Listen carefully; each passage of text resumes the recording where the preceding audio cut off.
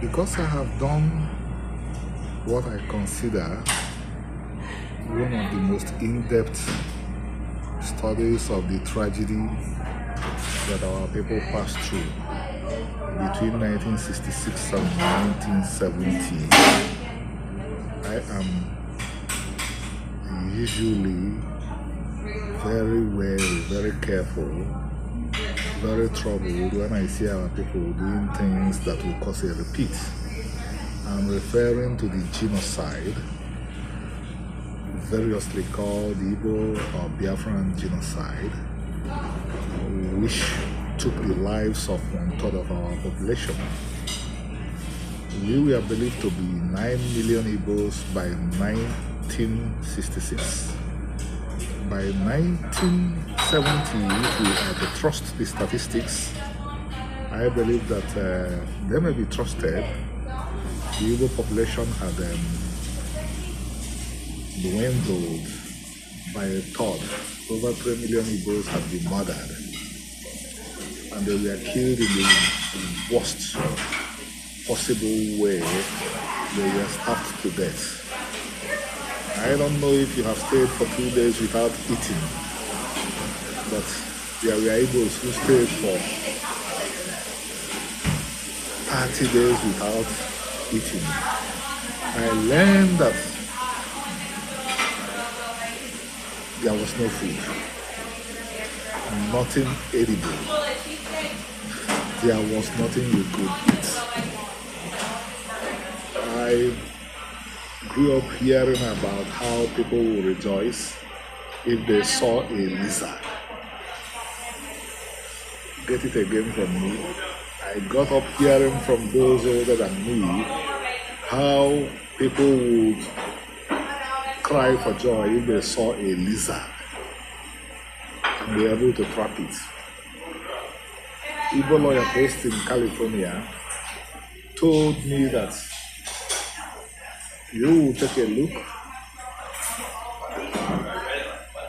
in the 4 cardinal points, you would not see a single Igbo whose clothes were not torn because there was a blockade. And even though I did not experience this tragedy when it was at its height, I would say that I still felt the aftershocks because I went to elementary school not wearing shoes or sandals because we were pauperized and impoverished. My father and my mother owned one of the largest rental properties in a city called Port Harcourt in the city the Igbos basically built called Port Harcourt. They lost it because surviving Igbos were pauperized, their properties were seized. A law was enacted in Nigeria called the Landed Properties, Abandoned Properties Edict, and this was used to seize Igbo properties. So people like us that did not die from starvation still continued to experience the deprivation. That was why I went to school not wearing shoes or sandals. And if I pass through this, I wonder what people whose parents survived on a day-to-day basis, what they passed through, because my father was a civil servant, assured of a monthly salary.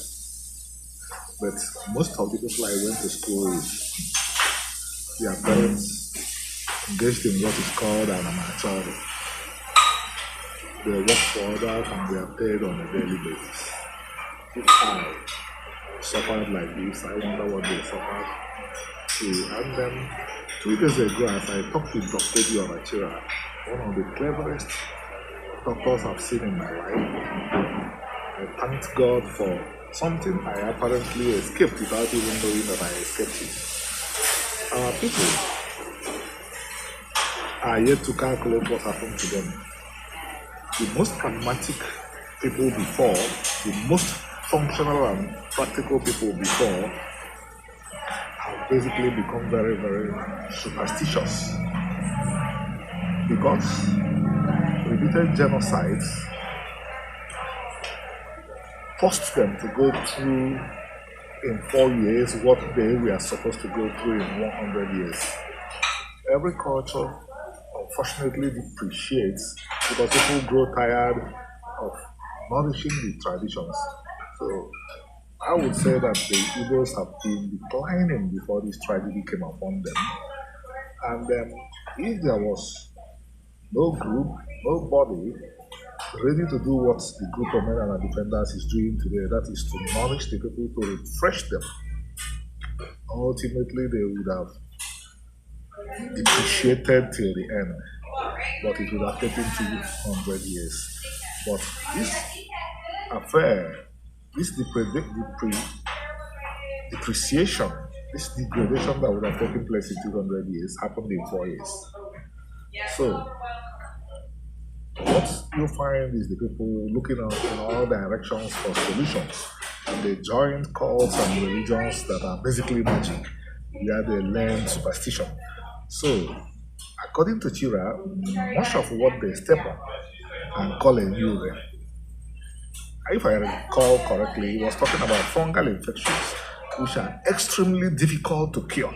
Our people step on those things now and claim that they are suffering from a new realm, that somebody has dropped poison on the floor and bewitched them. So when he mentioned this, I said, thank you, God. I didn't wear shoes to school, but I did not get any such thing. So, friends, you can see I have every reason to fear any move that will bring about the peace, because our people are even weaker now. Between 1966 and 1970, we could muster some energy, but now most of the population that could even do anything have left. They are not at home, they are abroad, hiding away. So anything that could invite trouble, I usually want to begin to warn. This is why anytime I hear that an Igbo in Lagos, Abuja, Kano, got 10 plots of land, 20 plots of land, 30 plots of land, 40 plots of land, I get worried. I become afraid. I begin to lose sleep. Why? The first genocide was motivated in part because one of the most important persons in the country complained about the Igbos being the type of people who would come to work in his region, and if they come in as laborers, they want to live as workmen.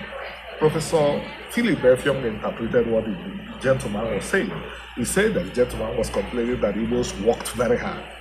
So if people are angry that Igbos came to their region to work very hard, how would people feel when Igbos go to their region to buy too many lands? Igbos are not thinking about this.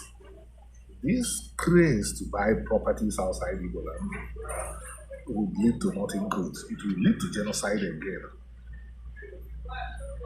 I will be happy if Igbos see this as prophecy and stop. It will lead to mass killings again. And Igbos will not survive another genocide. They will disintegrate finally. What I recommend, and I will repeat again, is Igbo should buy properties in Igboland and in societies that have rule of law. There are countries that have rule of law today. If an Igbo buys all the streets in the UK, the British people will not rise against that Igbo. But Nigeria hasn't gotten to that level. What the people that sell these properties to the Igbos do, and what they believe is that Igbos take over their property. That is what they say. That is what they drive their brothers and sisters to say.